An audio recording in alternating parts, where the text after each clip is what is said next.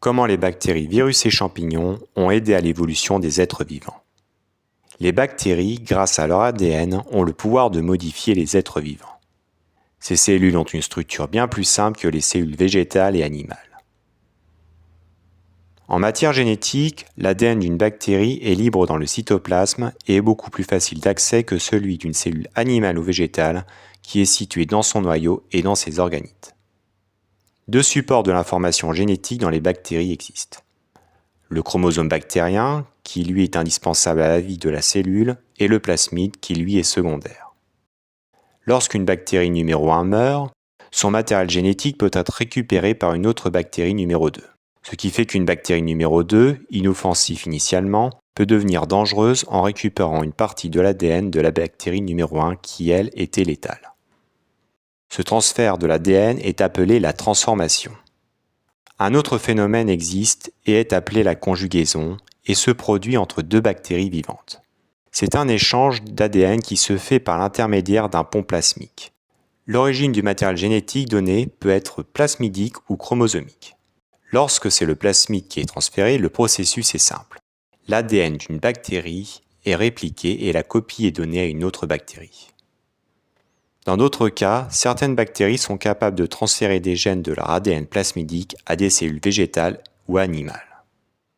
Comme par exemple la bactérie Bacterium tuméfacien qui est à l'origine de tumeurs chez les végétaux. Ces types de bactéries sont d'ailleurs utilisés en laboratoire pour produire des plantes transgéniques.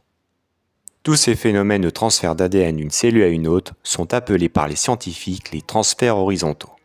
Leur étude permet de comprendre notamment comment des bactéries peuvent acquérir la faculté de résister aux antibiotiques alors qu'elles y étaient auparavant vulnérables. Ces processus peuvent être très utiles pour l'homme, car il est possible en donnant un gène à une bactérie de lui faire produire des molécules utiles en médecine. Un cas parlant est celui de l'hormone de croissance. Il suffit de cibler le gène qui est à l'origine de sa production, de l'extraire d'une cellule humaine et de l'incorporer dans le plasmide d'une bactérie. La bactérie pourra alors produire l'hormone afin qu'elle puisse être utilisée à des fins thérapeutiques.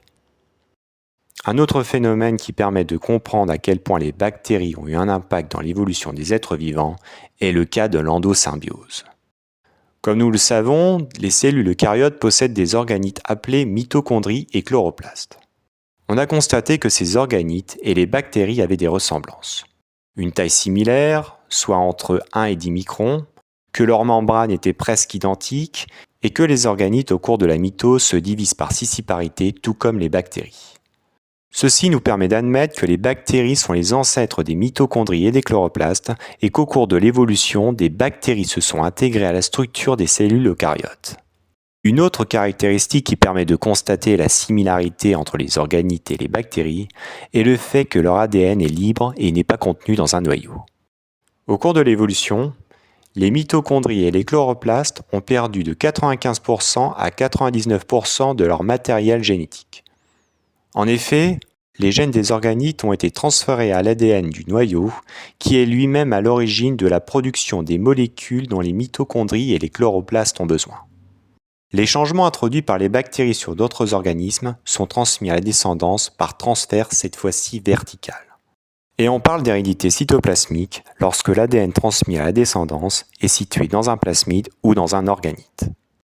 Concernant les transferts horizontaux qui se sont produits au cours de l'évolution, les scientifiques en ont découvert de nombreux et ne sont pas l'œuvre systématiquement des bactéries, mais aussi de champignons et de virus.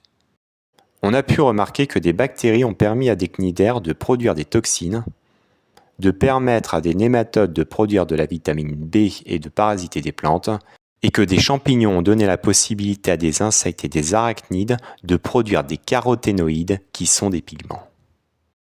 Concernant les virus, c'est précisément des rétrovirus, c'est-à-dire des virus à ARN, qui ont permis aux ancêtres des mammifères de produire le placenta.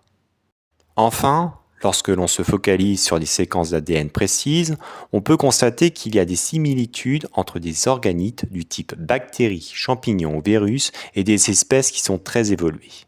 Ceci ne prouve pas que ces espèces sont proches, mais qu'il y a bien eu des transferts horizontaux et des endosymbioses au cours de l'évolution.